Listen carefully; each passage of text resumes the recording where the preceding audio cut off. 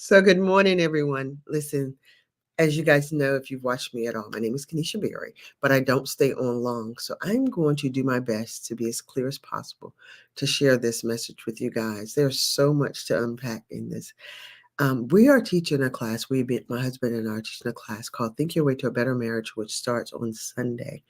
And because we're teaching that class, I knew that the enemy would come against us in our marriage. I knew that God will use this time to reveal some really new things. And I've just been blown away over the last few days of what God is just teaching me and exposing to Andre and I in our marriage right now.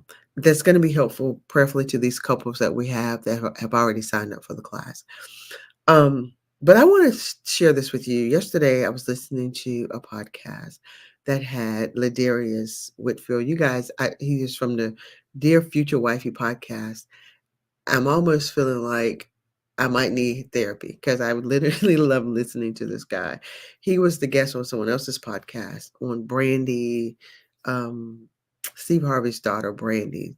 I don't remember the name of her podcast.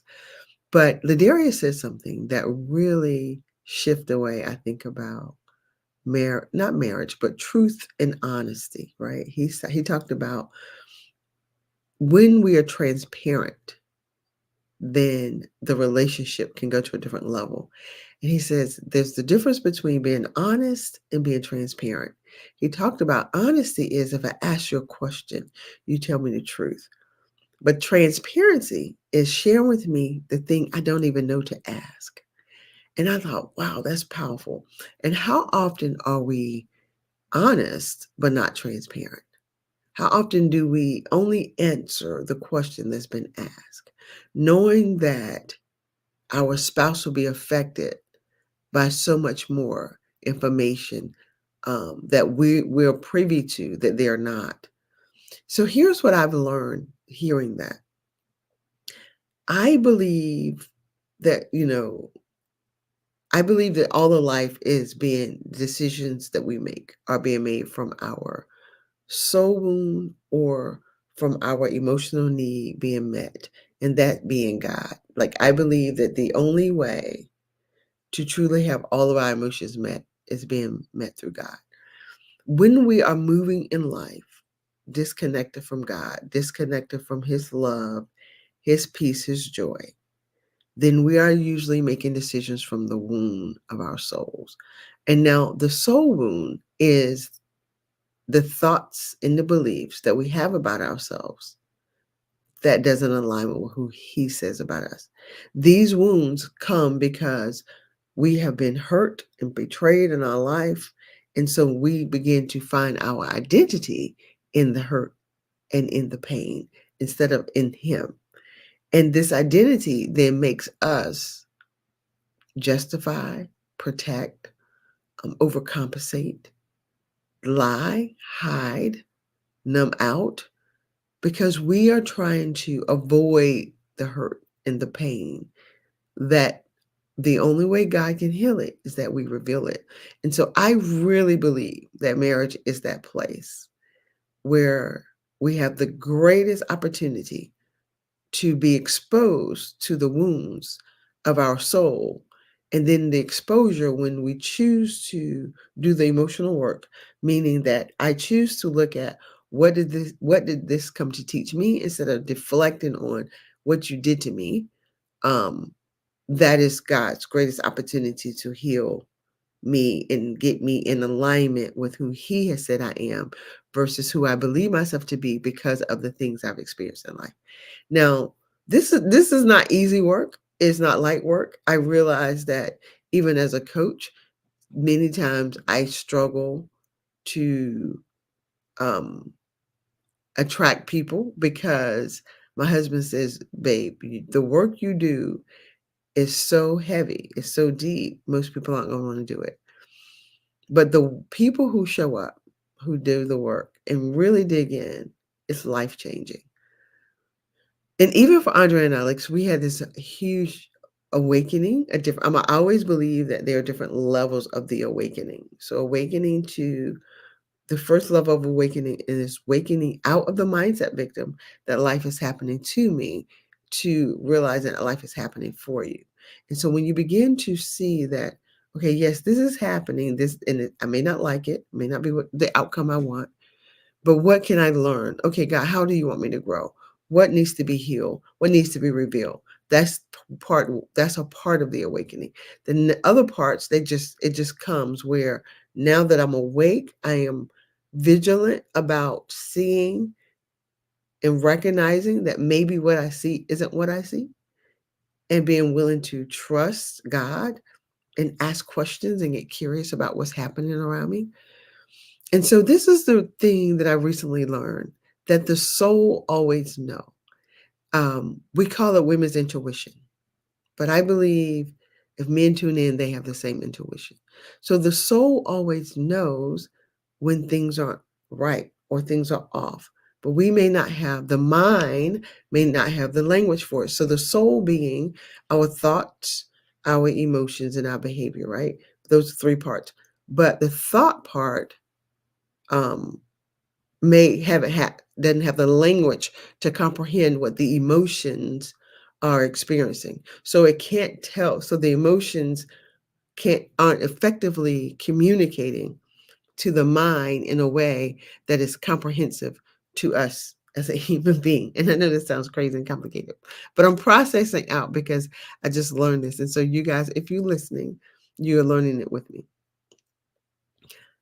The soul knows, and because we are often moving from the soul wound being things like abuse, abandonment, betrayal, neglect, shame, humiliation. When we are making choices and decisions from those spaces, right, we are doing it with the desire to protect ourselves. What we are hoping for when we are in the womb is we want the emotional needs of like significance, comfort, love, and connection to be met. So when we are trying to meet those conditions from our wound, we make horrible decisions. We make choices that will not lead us to more life. So this is what I believe when God talks about us having life and having life more abundantly.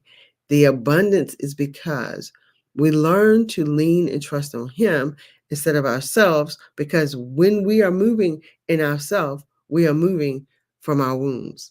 We are not moving from His love, from light, from joy, from peace. Like, and moving, we're not making decisions. We're not making clear, conscious decisions from wisdom. Wisdom is God's love. We begin to make choices and decisions from hurt, from pain, disappointment, from the desire to protect again, because we are protecting the wound that we already know we have, but we haven't named it. So it looks like he's never going to hurt me again. I'm never going to love again. Another man will never show up in my life and do what this guy did. I'm not going to trust anymore because every time I open myself up to trust, I get hurt. The hurting is the nudging to push us towards God. Many of us are so convinced that God is the problem, right? God, you let this happen to me. No, there's an allowing, like, there's a teachers, ministers teach that there's God's perfect will and His permissible will. So there's a level where God permits things to happen, but it's not His perfect will for us. So I believe the reason we can continue to have the same cycle of hurt and pain in relationships is because God wants us to come to Him and learn how to bring to the awareness the wound, the emotional wound, and the wound being, again, the belief that we have that doesn't align with Him. So here's an example. My wound is rejection, but I also have another wound of betrayal. These are wounds that started from my childhood because of the way life happened. Because my wounds are rejection and betrayal, the moment I feel rejected or feel a level of rejection, it shuts down everything. Like, it shows up in my business. If I make 3 phone calls and 3 people say no, it's hard for me to make that 4th call. Work says you got to push through, you got to push through, you got to push through because I'm aware that it's the wound. Without the awareness, I just shut down. And even sometimes with the awareness, I still shut down. Betrayal means there's a level of dishonesty. Somebody knows something that I don't know. They're withholding something from me. And I may feel that, but may not have the language for it. And so the way that shows up is now I'm suspicious. Now I'm not trusting. Now I'm wondering what's going on, right? And in the wound knowing, because when we don't have the awareness, what if I run and make a decision? Well, I'm gonna pack up everything. I'm gonna leave. Something's not right. I'm quitting. I'm getting out of this because I know something isn't right, but I don't have the language for it. With the language of what need needs to be met right now. I need safety. I need security. I know that something is off. I do not feel safe. How can I go get safety without making a bad decision? I go to God. I go to God for the safety. Lord, I need to feel safe and secure right now. I'm not going to move. I'm not going to make a choice. I'm not going to make a decision until I feel safe and secure. And so I meditate. I be in his presence. I quiet my heart. I quiet my mind. And now I'm not making choices or decisions for my wound. I'm waiting for his spirit to come and comfort me.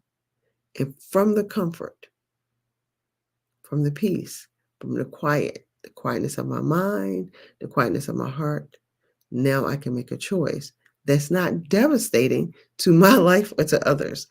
That to me is the awakening. That is the healing. That is God in full-fledged Holy Spirit moving work. And so how does that tie into honesty and transparency? When I can move with the trust of God, I can be honest and transparent because I know truly that no weapon formed against me shall prosper. It's not just a quote in the scriptures anymore.